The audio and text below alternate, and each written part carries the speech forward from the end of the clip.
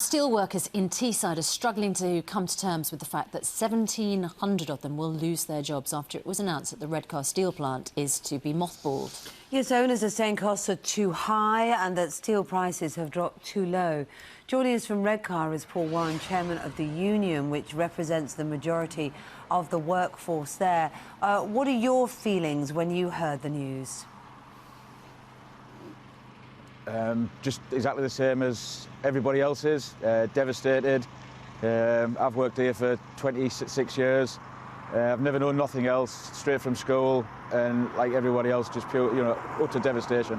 1,700 jobs to go. That's going to have a massive impact, isn't it, locally? Yeah, I think what we have to understand, and the local government and the UK government have to understand that crime is going to increase, poverty is going to increase, house prices are going to lower, the economics of the area are going to suffer, and nobody's at this moment is coming forward and giving us any help or assistance. However, the owners do argue, don't they, that costs are too high for it to produce and steel prices have dropped too low. So, in a sense, what option do you have? I mean, you're left with simply arguing for an unviable business to keep going? I mean, what position can you take to help those?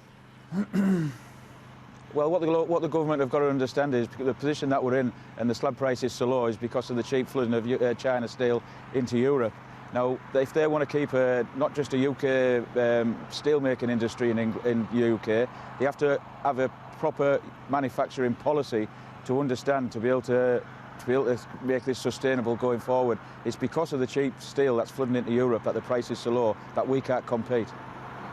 Do you think, with what the company is saying, that there is a possibility that this could get restarted, the plant could get started up again?